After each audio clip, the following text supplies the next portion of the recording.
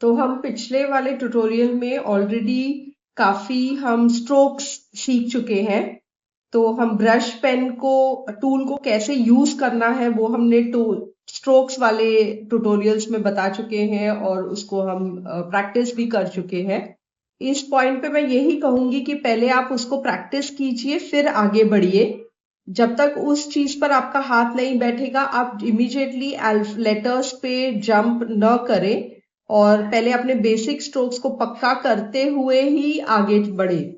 वैसे तो मार्केट में काफी सारे ब्रश पेन्स अवेलेबल हैं, पर इंडिया की मार्केट में मुझे डॉम्स के ब्रश पेन्स ज्यादा पसंद है क्योंकि वो बहुत ज्यादा स्मूथ है और उनमें से इंक का फ्लो बहुत ही अच्छा है और कलर्स भी उसके काफी वाइब्रेंट है।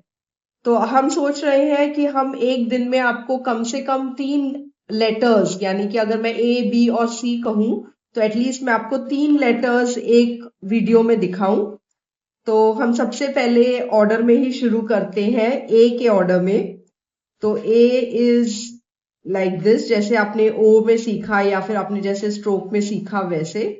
फिर आप यहां से ऊपर जाते हैं और फिर से प्रेशर देते हुए नीचे आते हैं।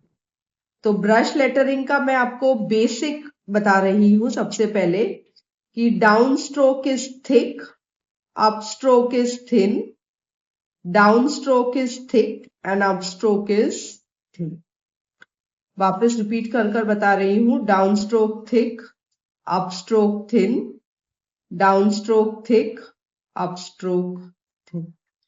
कैलीग्राफी में ऐसा कहा जाता है, स्पेशली ब्रश लेटरिंग में, कि हमारा जो खुद की हैंडराइटिंग है आप उसी को इसमें ब्लेंड करने की कोशिश कीजिए। मतलब आपकी खुद की हैंडराइटिंग आप इसमें इनकॉर्पोरेट करने की कोशिश कीजिए।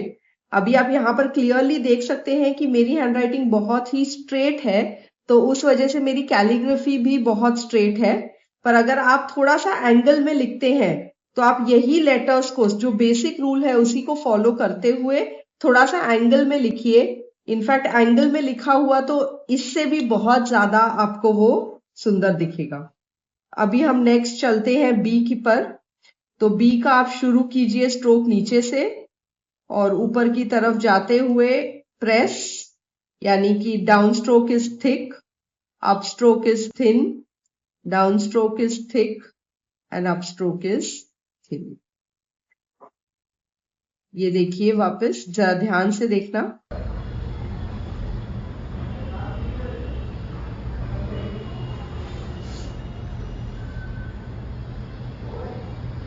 और जैसे मैंने पहले ट्यूटोरियल में बताया है कि गाइडलाइंस बहुत ही जरूरी है। तो आप चाहते हैं तो ऐसा बी लिख सकते हैं, या फिर आपका अगर रेगुलर बी इस स्टाइल का है तो आप ये वाला बी भी यूज कर सकते हैं, कोई बात नहीं। ब्रश लेटरिंग थोड़ा मॉडर्न फॉर्म ऑफ कैलीग्राफी है और मॉडर्न होने की वजह से वो ज्यादा फ्लेक्सिबल है। फ्लेक्सिबल यानी वो रिजिड नहीं है, इसमें रूल्स वगैरह कम है। आप जैसे उसको करना चाहेंगे वो एक्सेप्ट हो जाता है। इसके बाद हम लेटर सी की तरफ जाएंगे। सी तो काफी नॉर्मल है, अगर आपको चाहिए तो आप नीचे से भी शुरू कर सकते हैं। तो ये इस तरह से आप सी लिखेंगे। बेसिक रूल को याद रखिए, down stroke thick, up stroke thin, down stroke thick, up stroke thin. हमारे चैनल को सब्सक्राइब करना ना भूलें। तो सब्सक्राइब और नोटिफिकेशन दोनों पे आप क्लिक कर दीजिए ताकि आपको जैसे ही नेक्स्ट वीडियो अपलोड होगा आपको इंटीमेशन आ जाएगा। तो इसके साथ हमने सबसे मेन जो इंग्लिश के लेटर्स के तीनों लेटर्स हैं ए बी और सी, ए बी सी हमने कंप्लीट कर लिया है। और नेक्स्ट ट्यूटोरियल में हम नेक्स्ट सीरीज यानी कि नेक्स्ट 3 लेटर्स पे जाएंगे जो होगा डी, ई और F. So please share, like and subscribe. Thank you.